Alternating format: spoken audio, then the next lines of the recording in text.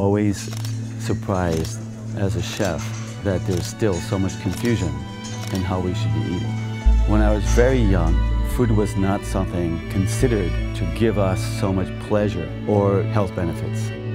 It was never something that we should be passionate about in terms of elevating it to this level of joy, intrigue, potential life benefits. It was, we had to eat.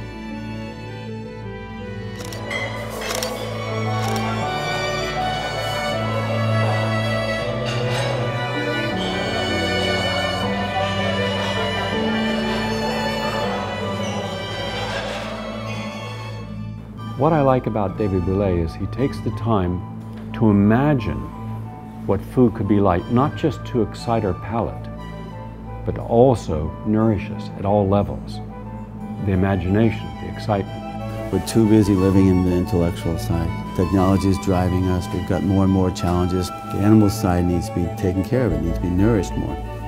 Food is a big part of it. Wonderful and unique experiences and reconnecting with what is natural. That's what you've been, that's what I'm hearing you say all along in this conversation. How do we get people to know that this is an extremely worthwhile point of energy and that is priceless?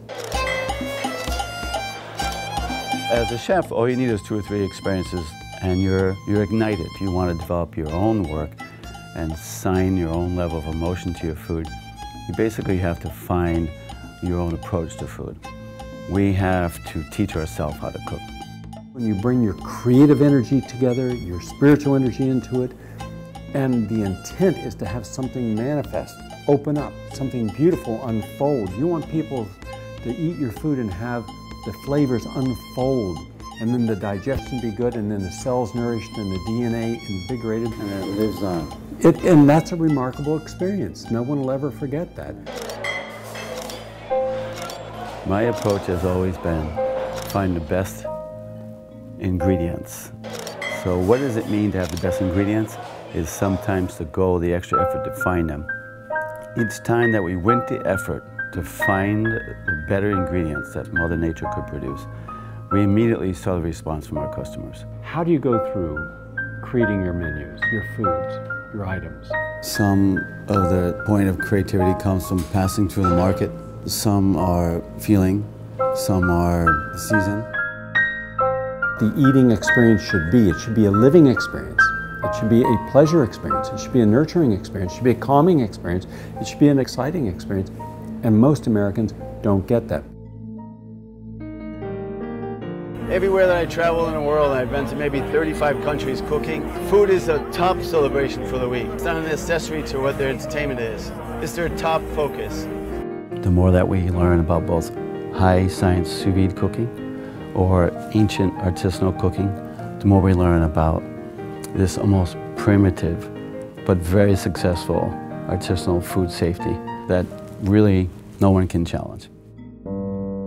We should look back at how they were living hundreds of years ago and how they lived for hundreds of years with absolutely no risk in terms of health issues. In Japan, I don't think there's any other culture that understands the importance of when to harvest and when to enjoy. It's almost as if they are watching produce by the minute.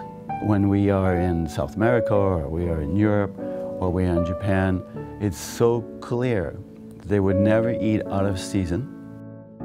We are the energy of what we consume. If you consume live energy, vital energy, it's called vitalism.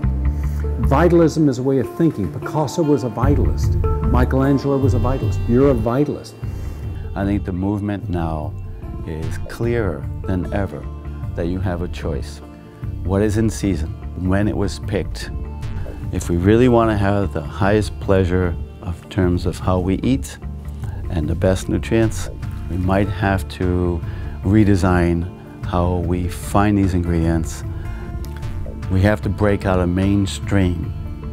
We have to get away from the luxury of having things so accessible, because those choices are not the healthiest. I think we have to go from this high-level commercialization of everything, where the bottom line profit is the only thing people consider, and they don't look at the integrity of what they're being offered, the purity of what they're being offered. We have to get away from the luxury of having things so accessible, because those choices are not the healthiest. And I believe it has to start by getting people to touch the soil, to grow, to go to the farmer's market and actually buy something. I think that in this country, sadly, I think the government wants every farmer to be a corporation. I don't think that farmers are supported like they should be. Farmers, my suppliers, they don't make product for mainstream. They can't produce enough of it. Do not take the cookbook off the shelf, look at the recipe, and then go look for the ingredients. Go to the market, fall in love with the ingredients, bring them home, find the recipe.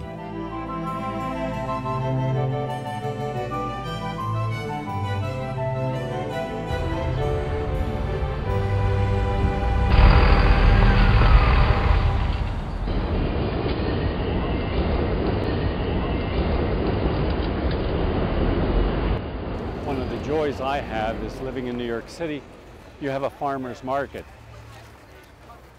Hundreds of varieties of fresh fruits and vegetables and herbs and honey and melons, flowers. This is the farmer's market at Union Square. I come down here each week to do much of my own shopping when I'm not at home. I have my own organic garden. But this is the people's garden. Everything you could ever want to eat is here. The reason we're here today is because David Bouley, in some people's minds, the finest chef in America, is going to show us how he shops, because he comes here each day to make his selections for his restaurants. Rosemary, fennel, thyme, dill, coriander. This is the best place to get your herbs. David. Alright, so... What? Run them over to the truck? Yeah, just throw them in the back of the truck. Okay.